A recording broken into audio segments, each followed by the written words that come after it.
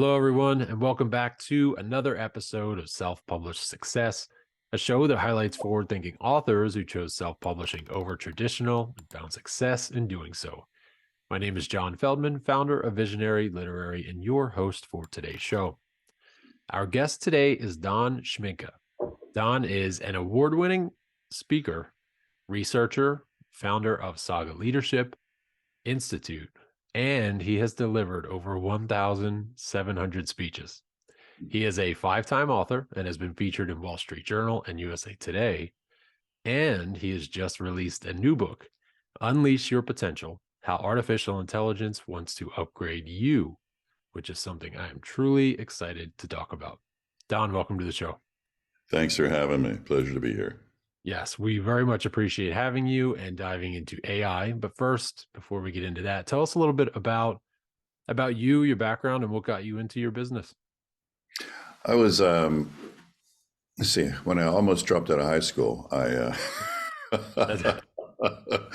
was kind of forced to finish all that up. And I ended up realizing that, I should get an education. So I went to a community college, and some things happened. There were a couple of people there that were retired, and one was a physicist graduate from MIT, and somebody else that was affiliated, and they thought I should do something. So with that, I didn't know what MIT was. I thought it was a trade school or something, and so I applied. They put me through a battery of tests, more tests, and more. Anyway, I got in, and things went crazy. I started getting involved with some of the early stages of artificial intelligence, because we all had to learn that as part of the curriculum we were in, and then planetary physics. Started getting into biomedical engineering, where I first got published, and like that. So things took off. I ended up at Hopkins studying humans, and had a group that attached me to the executive MBA program.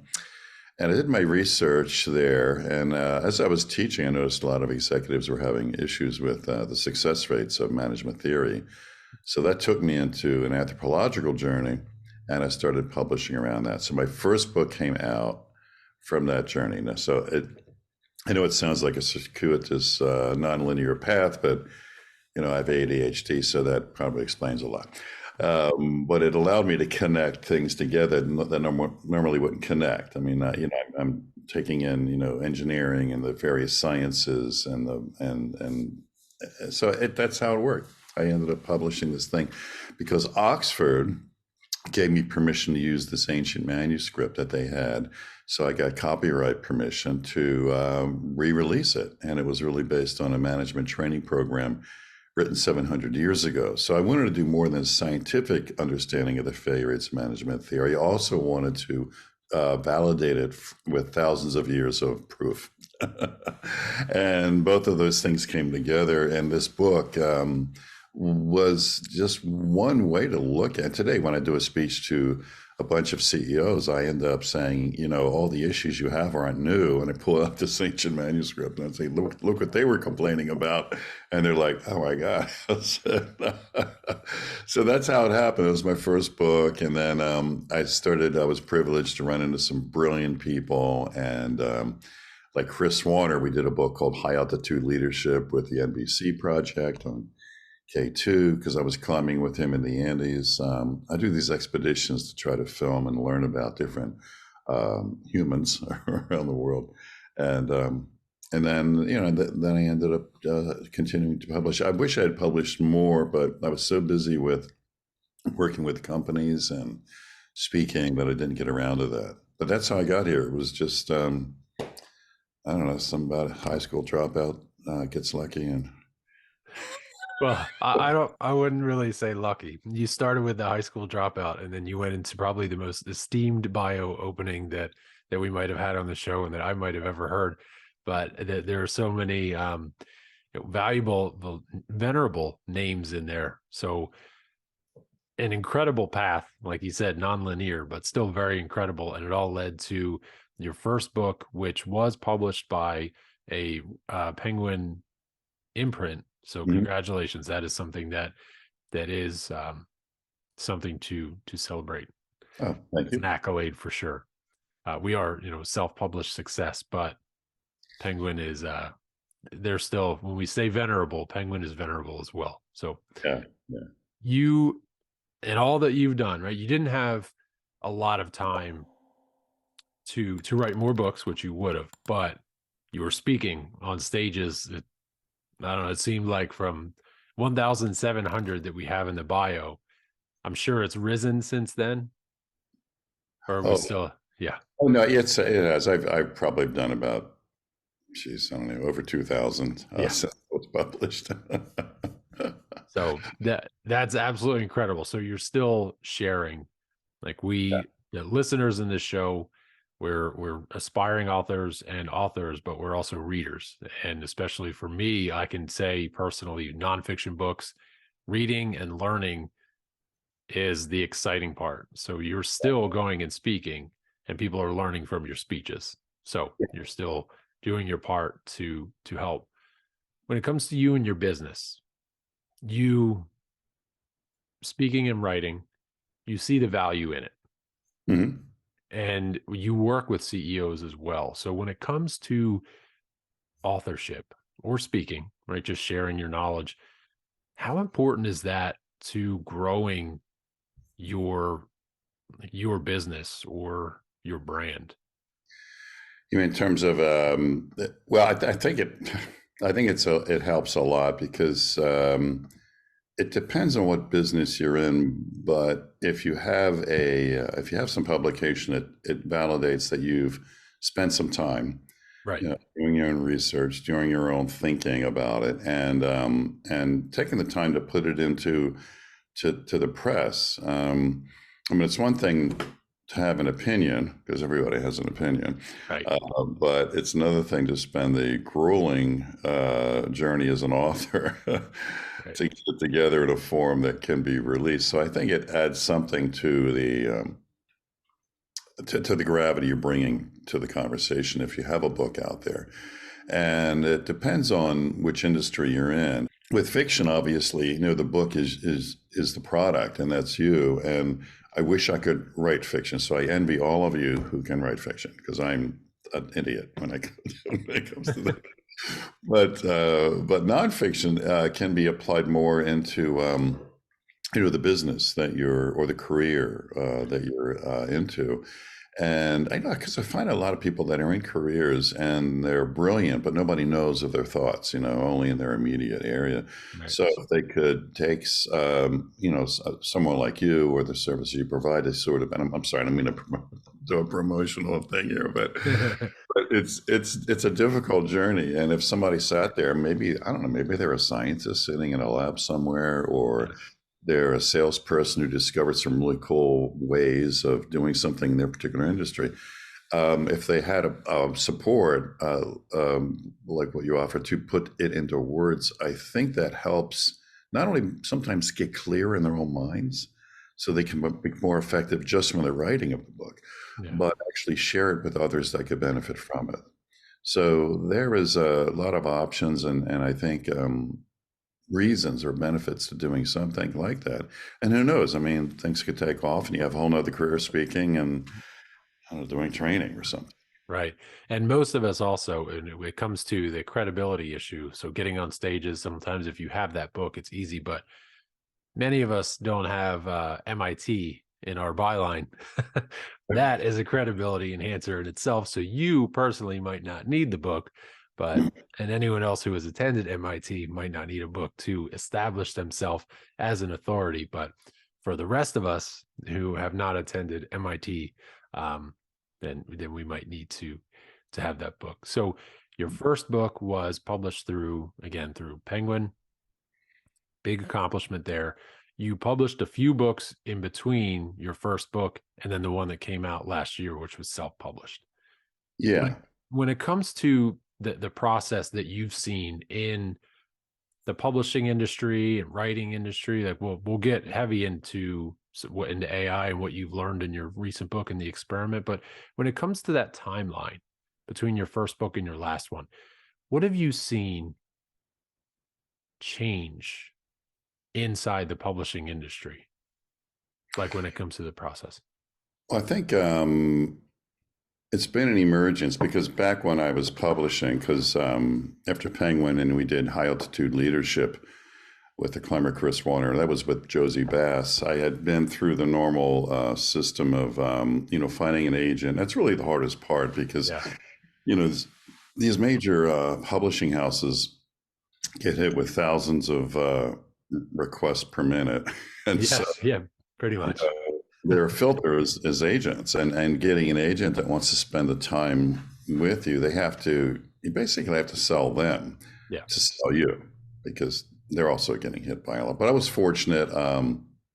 My first agent was willing to work with me a lot, and then my second agent was one of the top few in the country, and I was referred to her by an already established business management publisher and one of the top leadership authors.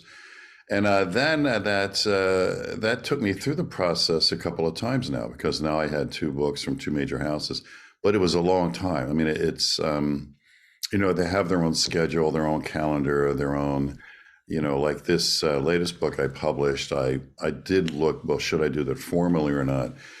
But you're looking at a year and a half, 2 years, and like artificial intelligence isn't waiting. Yep. Yep. It changes weekly. Yep. So I thought, and I had some friends that had done some self-publishing before, and I thought, I'm gonna take a look at that. So, but it had changed because initially it was like you either had a major publisher or something called the vanity press, Yeah.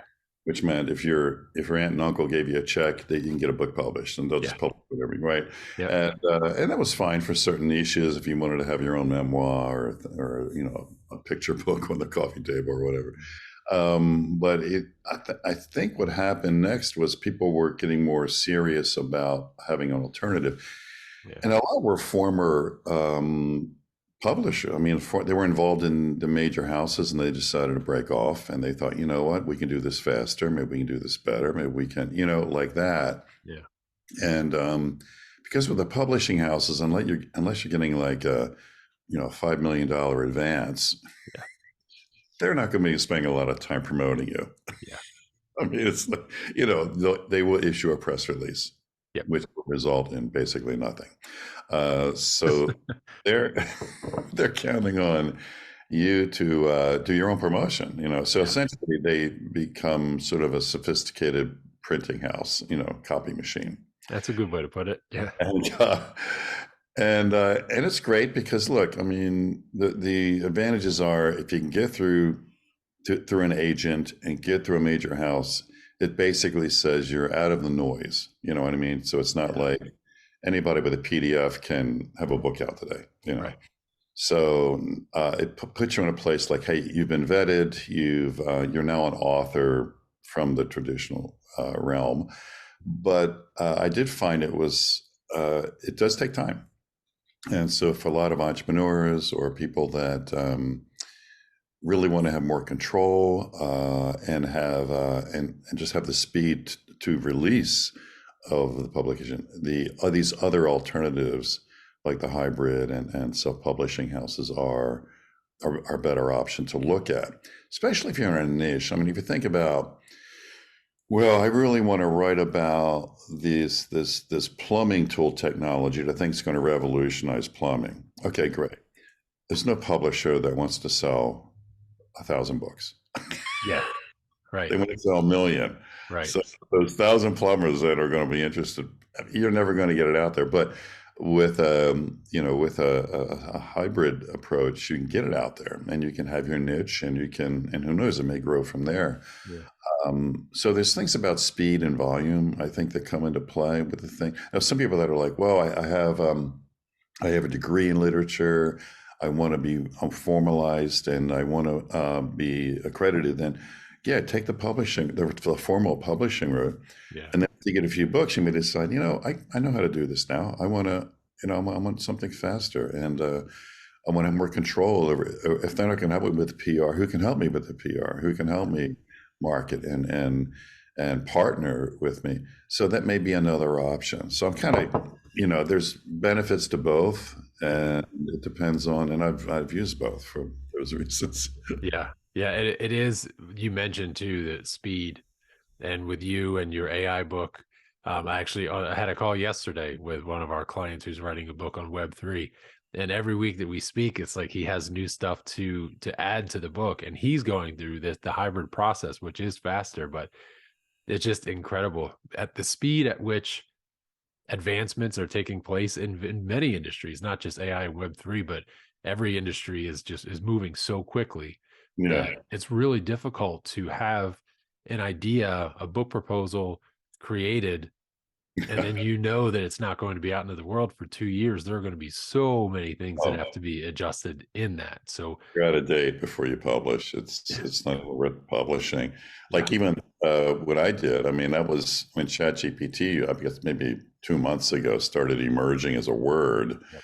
I released this thing, and now it is just a few weeks later, and there's a new version, and Yep. its intelligence has gotten higher. So I'm thinking my book's already out of date now. Right. Yes. And it was I had to have released in version two. February. Something I can do version two. Like imagine doing a new version every 3 weeks for your Yep. book. Yep, I noticed that. So we are recording this in the end of March, and your book, it was actually released on February 23rd, and today is March 22nd. There you go. And GPT-4 has since come out, which has X number more data points and can write a book so much faster. And then Good. GPT-5, I'm sure they're working on it. It'll come out soon, but there's their AI is when it comes to AI and writing, it's something that I am all for. Obviously, you experimented with it with your book. It's very polarizing though, especially when it comes to writing. And maybe I only say especially when it comes to writing because it's my industry. It's the only one that I study, but it's very polarizing. People are either all for it or completely against it. Right. Obviously, you ran this experiment with writing. When it comes to your industry and working with CEOs, what are some of the thoughts there? Like which side of the fence after your experiment do you stand on? And then what are you seeing with the people you work with? It's interesting. It is polarizing. There's a lot of fear, and then there's a lot of potential, and people are. I don't think we really know. I mean, any new technology is hard to predict. I mean, the printing press was developed to reduce copying errors in the Bible. It ended up causing the most major revolutions in the world of uprisings of governments that are being overthrown, et cetera. The phone was going to be an entertainment device. It was never seen as a communication vehicle to revolutionize. So we're never sitting here to figure out, oh, what's AI going to do? I don't know. I mean, Yeah. I'll tell you in 100 years. I'll tell you in 100 years what it's going to do. But for now, my experiment was really to see what did it. I was with my MIT frat brothers. We banter about on the web a lot in these forums, and it's always fascinating tracking what they're doing. And there was a debate going on with this AI thing with ChatGPT. This is before it came out as a common noun. But I was like, we've been trying to get AI to be more human, and that's what the debate is. Yeah. But how would AI make us more human? And I thought, it knows enough. It's read everything published. What would it say? So I did the experiment. I started asking, how would you improve us? And I was curious to see what it came up with. And it was interesting. I mean, when I published the book, I was clear in the beginning, I'm a human, but then I have a page saying everything from here out is not a human. In other words, and I didn't really edit anything. I didn't want to change grammar. I didn't want to change style. I just wanted to capture its voice. Right. And then I wrap it up with me again. So in the afterward, it's like back to a human. Yeah.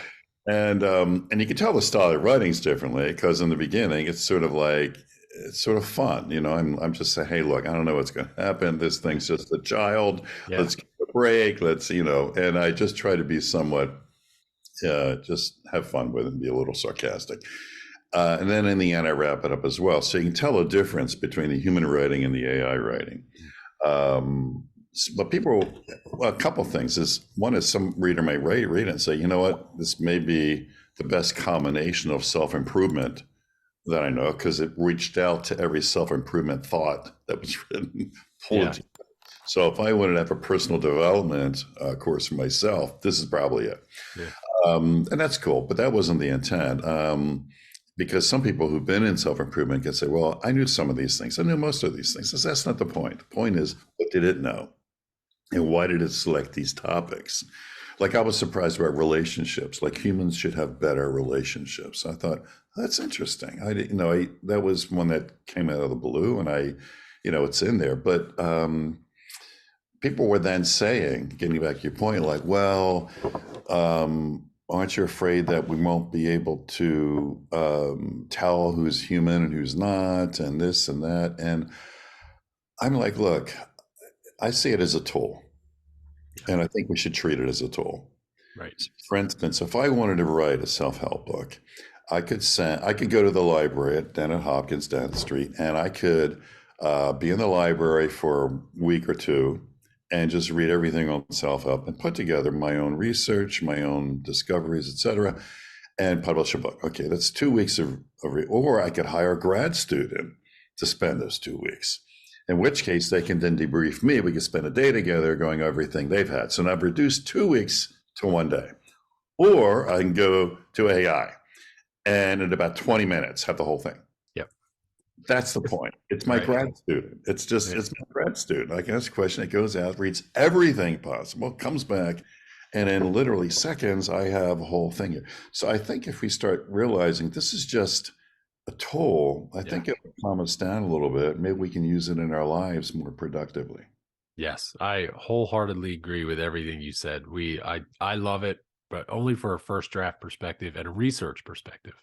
So obviously, as new iterations hit the market, things will get better. It will improve. Like you said, this is just a child. Let's give it a break. But I am very excited to see what comes in the future. But for now, like the one thing you said is this is a child, and it's the writing is different between your actual writing, which is more fun, more human. And anyone who has used ChatGPT knows that it's very structure heavy. It's very formal, and it's not the kind of reading that we want in long form books. That was your book that just came out last month. The reviews that were coming in seem to all say the same thing. Wow, this is a really cool experiment. It's missing the human touch. Right. So that's basically the only missing component. And again, it's just going back to that. AI is great for drafting, drafting your story, especially for nonfiction. Because like you were saying, this is your grad student. You go out and conduct the research and then bring it back. And that's what ChatGPT does. And then you take that and you put the human touch on it. For fiction authors, a little bit different because obviously you're not so concerned about accuracy. Right. So you can use it for, just for creativity purposes. But Mm-hmm. so when it comes to that writing using AI, what's your plan next for your book? Are you looking to write a follow-up book now that GPT-4 is out? What are your plans with that book? I wish I had a team that would be like a version per week. Like every week there's going to be a new update. I thought it would be, I mean, I don't mind writing a commentary on it that maybe it wouldn't be a book, but just to see how it's evolving because it's actually scoring higher on the SAT scores. I mean, testing it, legal, certifications. It's actually really done well in getting and improving. I think the experiment for me did show, as you said, that it's a good tool, but use it as a basis to inspire you as a research source, not as a writer. Right. And, because it could save you hours and months of time doing your own research. Really, it's amazing within seconds what you can get out of this thing so fast. But it's not, but this is probably, don't abdicate your thinking to a machine. Yeah. Okay. Don't abdicate your art to a machine. Let the machine help you save time, but you can't say, well, you have to write this book for me and I'll publish it. There's no art in that. But it's nothing to be freaked out about either. I mean, remember when because I was thinking through it. It says, when have humans had these reactions to tools? And I remember when calculators first came out. I was very, maybe you're not old enough, but I know when calculators first came out, everybody freaked out. We can't let calculators into our schools Yeah. because people will no longer learn math. They're going to just use a calculator and get an answer. They'll lose math. They won't know how to think. They'll lose. Oh God, there was an incredible reaction to calculators. Of course, here we are using calculators, and I Yeah. think we know math. I mean, last time I checked. So let's not overreact. Let's keep it as a tool. It could be a little scary, but so far I've been really impressed with how balanced it could be. I put some controversial things in there. Things about, I don't know, the churches stand on something because I heard an argument over there. I said, well, let's check this out. And it came back in such a balanced, open thought around considering these. I was kind of impressed with that. So I want to credit the people, the unsung heroes, and that's the programmers that have developed these learning machines. Yeah. I think they need to get more press, okay, because they're behind the tool and they're the ones making it better, but we don't hear about them. That's a really good point to make. They are really the unsung heroes because they are doing all the work, and the AI, the robots are getting credit for it, but I'm sure it is. It's a lot of work, but so we're both, again, I could talk about AI all day. And then we could have a conversation all day, and then tomorrow something might change and we'd have to have another long conversation about it. But it's so incredible. I'm excited about it. I love your book and what you've put out, how just the experiment that you've done with it, I think is fantastic. And obviously the reviews that are pouring in already are exactly what you were thinking they were going to say. This is fantastic, missing the human component. So you and your company, going back to what you do and how you help, you work with CEOs. Half of our listener base are nonfiction aspiring authors or authors, CEOs of small businesses. Where can they follow you? How can they work with you? What are some? Sure. The main site that I'm trying to keep everything on, and I need to upgrade it a little bit more, but my books are there too. And it's sagaleadership.com. We stole it from the Vikings, SAGA, the saga, leadership.com. And that's where our center of gravity is right now.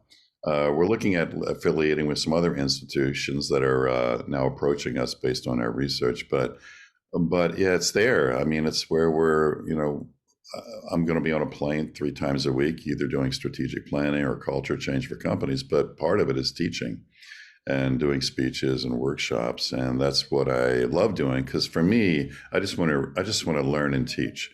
That's my whole thing. And learning is all these expeditions I do and this literature research, et cetera. And the teaching is really the publishing. And so you guys actually support a method of teaching in the world, which is pretty powerful. Well, I love that, and thank you for that little plug. That's what we do, because I personally, my bookshelf, we have to keep getting new bookshelves to set side by side. This one's already full and overflowing, but I love to read. I get to, I only get to once a week speak with someone like you, of your stature, of your expertise and knowledge. But on the other days of the week, I get to read from authors who have put their words into book form, and I love to learn as well. So I will, for anyone listening, we will place that information on the website inside of the show notes. Don, thank you so much for being here. We really appreciate it, and I'm looking forward to everything AI has to come. And if I'll put the link to your book in the show notes as well, Unleash Your Potential. And incredible. I'm looking forward to going in on a daily basis on Amazon and seeing more reviews as they come in to see what people are saying. But thank you again for taking the time. You're welcome. Thanks for having me.